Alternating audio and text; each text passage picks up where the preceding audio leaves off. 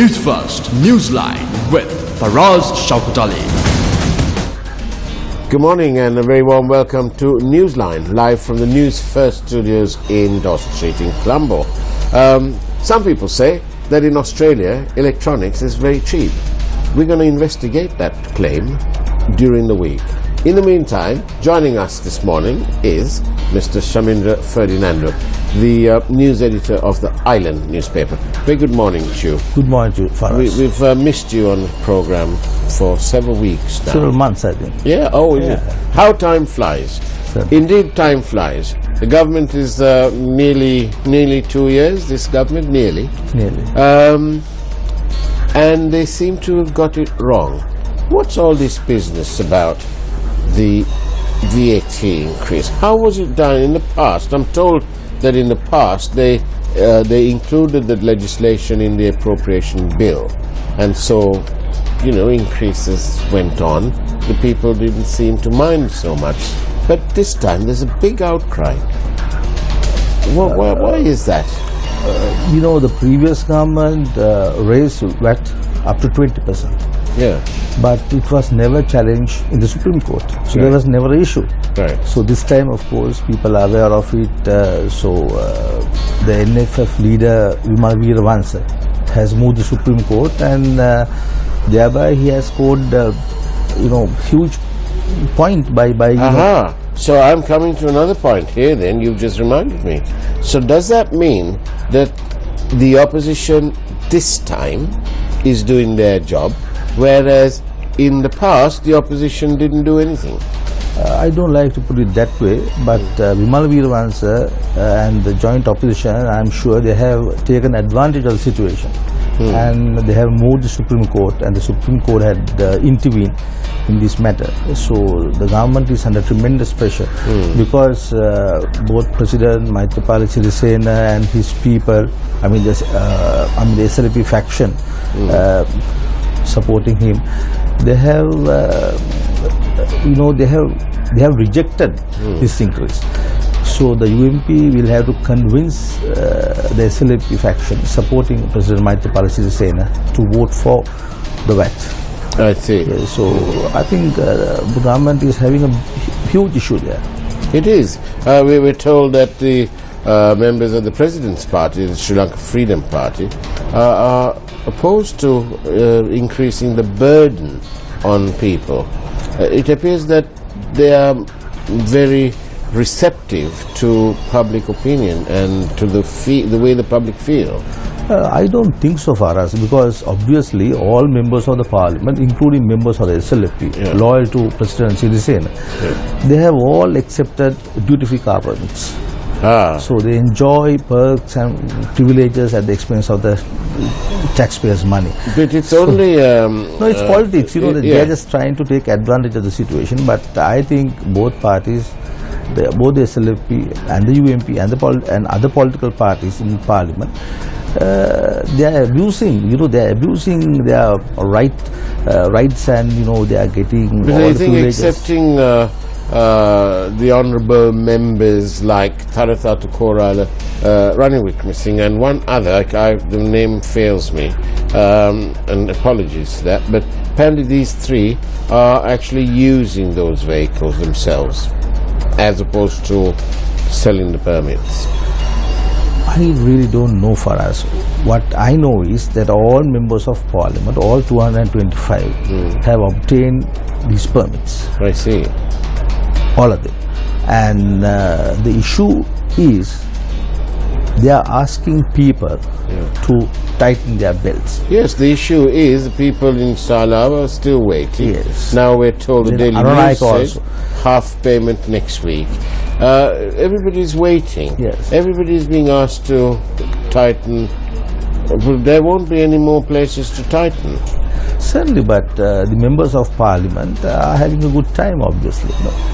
Are they, though? Are they having a good time? If you see over the past couple of weeks, couple of months, there is a series of allegations directed at this government, this Jahapalana government, by the civil society. Now see, it is not the joint opposition, but the civil society, those who had campaign against the previous corrupt Rajapaksa regime, as they say. Yeah. They helped Yahapala government into coming to power. Yeah. They helped President Sirisena and Mr. Vikram Singh and the UMP. Yeah. But today, they are alleging that this government is corrupt as the previous one.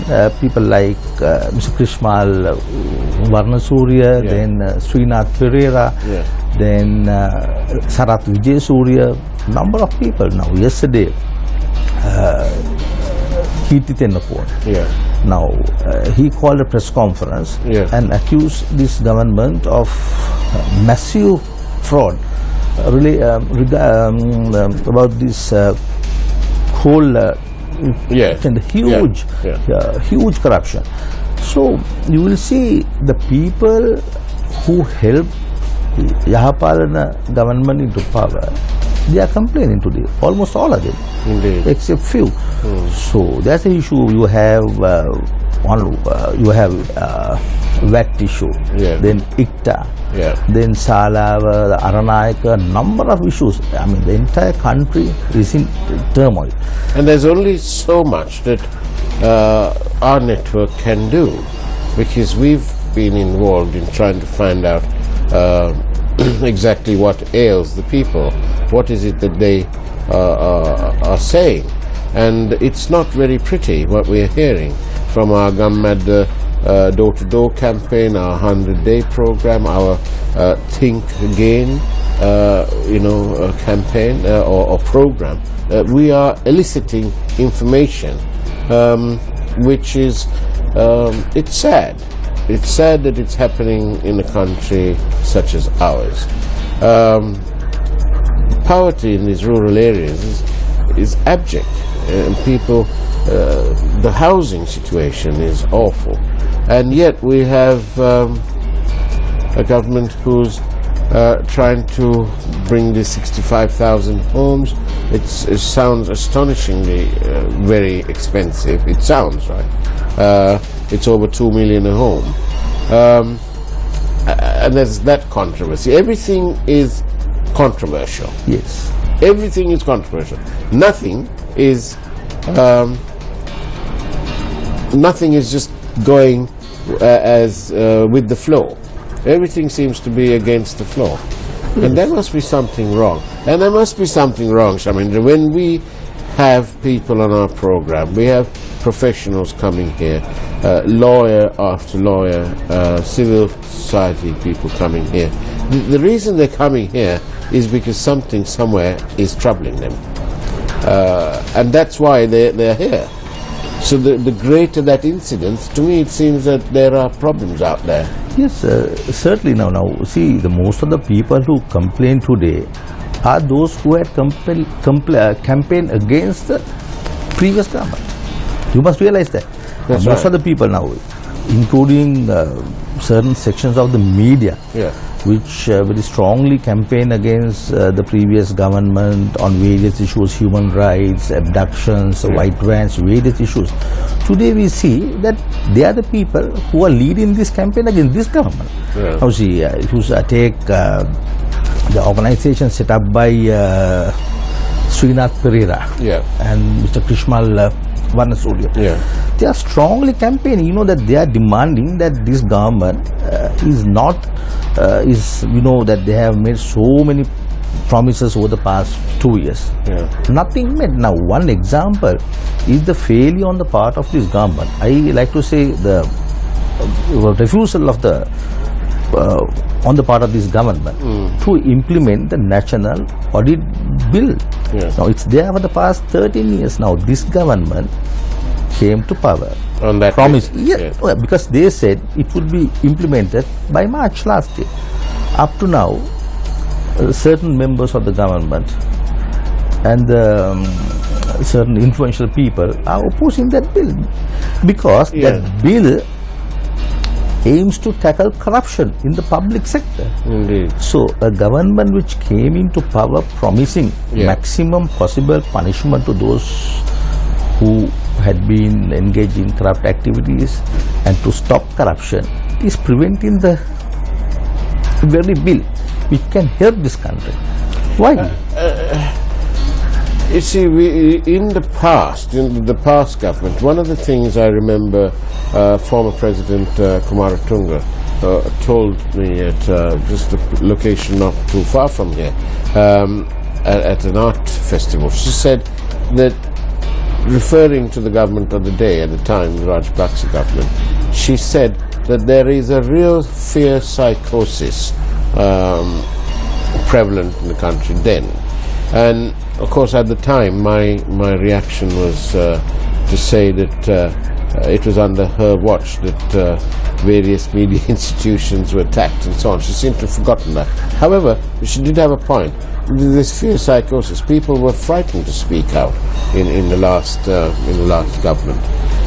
This time, they're not frightened and they're speaking out. And so on. So at least we have that openness. But that openness is not enough, is it, Shaminder? No, actually now, even during the previous government, though the previous government was accused of targeting the media, including Sirasa, Sirasa continued to operate. Of course. Right. Yeah. So like that, the media continued to reveal things. I mean, if the way the previous government used media, they thought that they were going to win both elections now. But you must realize, for us, at that time, the country faced the LTT. So there was a situation, and certain people, a lot of influential people also, some section of the media also cooperated with the LTT. They cooperated, but I don't, I mean... Let's we've got this message which we're going to play during this break. Do stay tuned to Newsline. We'll be back after this short break.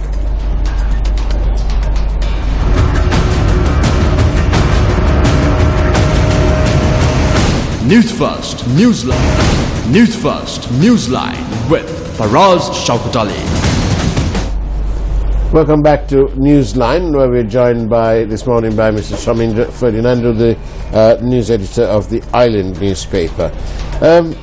Shaminder, this government is struggling for large part, and as you constantly point out, because our economy was basically raped on so much of expenditure without any return. There's no revenue. There's all this capital expenditure on some of these, for want of a better word, fancy projects. They're littered. Our country is littered with all these sort of things, and this government is now trying to cope with that. And obviously, their job isn't made any easier. On top of that, of course, they've been out of power for so long. But, you know, we just saw a trailer for money laundering. Now, this act came into play in 2006. It's 2016 now. I'm told that there isn't even, let alone a conviction, there hasn't even been an indictment. It's 10 years. And since January 2015, there's been much talk of money laundering. And do you think that the problem is endemic? Because this corruption issue, we have the coal. From the time this Narachali power plant came into being, coal, the supply of coal has been steeped in controversy. The Supreme Court this time round, responding to an application made by a company, says that it's the conscience of the court was shocked. The last time they said this was over about some other matter in the Lanka Marine Services. Isn't it awful that the Supreme Court has to pass such a shocking comment? And it's the same officials. There's one professional or one civil servant who's been a constant in that committee. The Supreme Court said that the actions of the SCAPC, the Standing Cabinet Appointed Procurement Committee, was shocking. They broke all the rules. And this is obviously what was going on before as well. Certainly, no. Now you'll see. Now you refer to LMS case. Yeah. So the court was moved by Mr. Vasudeva Nanakkara, and the Supreme Court ordered a series of actions. And what happened? One of the persons who was found guilty by the Supreme Court was named as the secretary to the finance minister by the former president. So, and the company which was involved in that case, they are still there, no action taken. So, you will see for us, up to now, these people, the politicians, both major political parties in power, the SLP-led governments and the UNP, they have no intention of taking action because these are the people who fund their campaigns. Now, Panama Papers. See what had happened today. They talk of taking immediate action, recording their statements. Up to now, nothing has happened. Absolutely nothing. So you will see the political parties in power, whether they are led by SLP or the UMP, will not take action. They will always hesitate to take action unless that person is sort of a political threat, threatening your government. Then you may. Otherwise, they'll always feel that it's better to ignore because there are so many issues coming up. And now this coal project, I mean the controversy over coal thing, within the 2 weeks time there'll be some other issue. And they'll be talking about ICTA then. So then we've been talking about coal since 2009, 10. Even after the Supreme Court ruling for us, the minister in charge of the subject appointed a committee. Now in this country, we know when ministers appoint committees, nothing will happen. But is it because they would like to get their own investigation and get informed as to what went on, keeping in mind the Supreme Court order in this case? It's totally wrong for us. They should take immediate action. They must request the FCID to investigate because the people who are opposed to this government, the members of the opposition, are questioned, arrested, hauled before courts and action taken. For the same reason that it wasn't investigated independently in the last government, for that same reason, do you think that that's why it will not be investigated by this government? Because in both cases, the focus will highlight one person who is quite high up. No, the allegation, the civil society yesterday alleged that the funds from this deal, the corrupt deal, had been used by the previous government to promote certain media organizations. It's a very serious allegation. So I think without appointing committees comprising of officials, it's better for this government because this government came into power assuring the people that they will take all action possible to stop corruption, to direct the CID or the FCID to investigate. Now see, recently a couple of weeks back, the British government offered the Bribery Commission offered to station British investigators in Colombo to help us. Right? So, in addition to Geneva, now we are getting offers from But I find it almost hilarious. This is a country that was able to defeat, at the time, called the most dangerous terrorist outfit in the world. We were able to defeat them and defeat them comprehensively, and you and I are having this conversation today in relative safety. I bet you didn't think of any safety concerns when you came into work today, when you came here. I certainly didn't. I didn't tell my driver to slow down because there was a bus in front and I didn't know whether it's going to blow up. So I find it hilarious that a country that can do all that is now in need of foreign investigators here. We've got a great investigative team.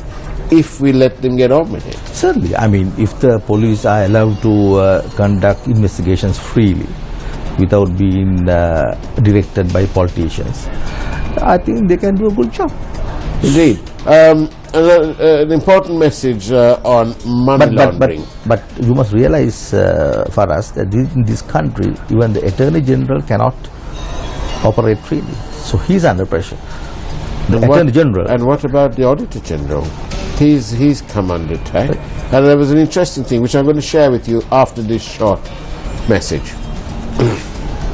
Seminar on recent global and national developments in anti-money laundering and the financing of terrorism, featuring an address by President's Counsel Dr. Dayana Jayasuriya and an eminent panel headed by former Chief Justice of Sri Lanka, Honorable Ashoka De Silva. The 27th of July 2016 at the Cinnamon Lakeside Hotel from 2 p.m. to 5 p.m. For reservations, contact Rushika on 076 72 59 484. Official electronic media partner, News First. Welcome back. Here's an interesting point. The Auditor General had asked for his remuneration to be increased. Refused. Almost without missing a beat. We had a statement coming out of the Prime Minister's office that he was considering increasing the benefits to the bribery commissioner, to the Director General of Bribery, the lady of Diruchi. Yes. Now, I looked at both the stories in the same paper, and I thought to myself, here's something odd. The Auditor General, I mean, I can be skeptical. The Auditor General has just delivered this magnificent report on the goings-on at the central bank and so on. He says, we don't say anymore, he says that the loss was, initial loss was 1.8 billion. That was initial. You're going to multiply that by 30 years, remember? Yeah. So his package is not increased. The argument is, well, you know, you came from the private sector, you knew how much you're going to get, so once you're here, put up and shut up.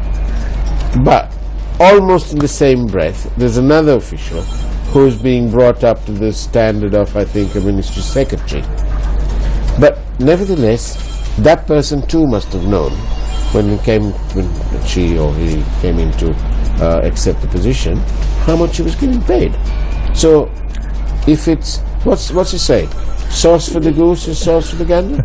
Yeah, I mean, so if you toe the government line, agrees with the government, you can get it. I mean, simple as that. So I think it's up to the Constitutional Council, which makes the appointments, to intervene now. So the Speaker and the Constitutional Council must intervene. Because, see, we were told for us, before the last presidential election, January 2015, we were told, once this government appointed the independent commission and passed the 19th Amendment, everything will be okay.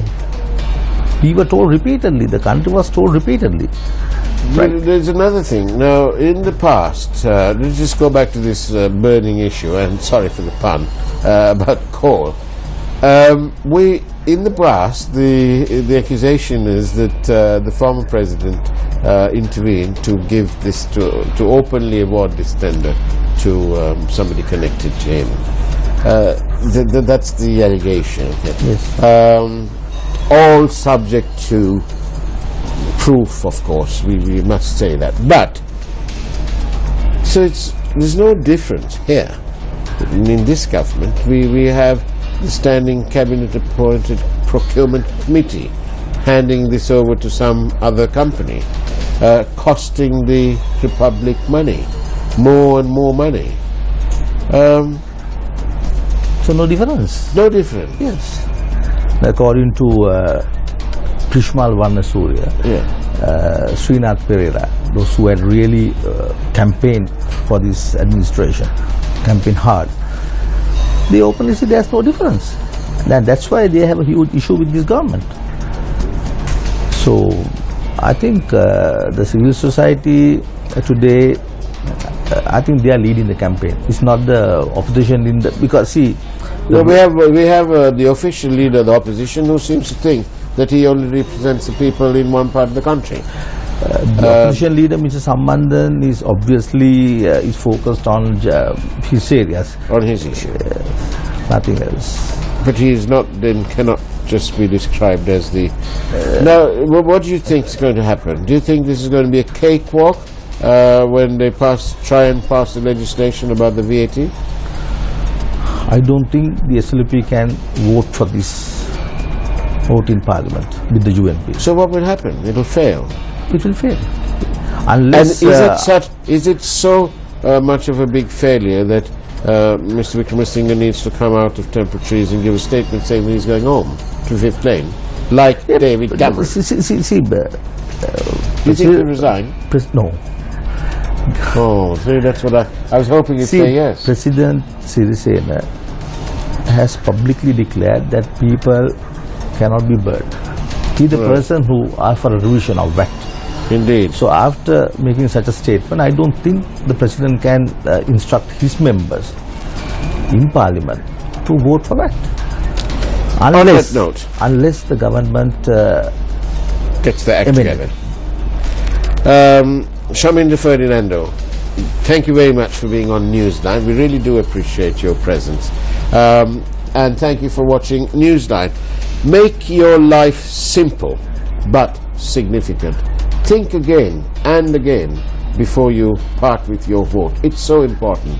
On that note, thank you for watching Newsline. Take care and God bless.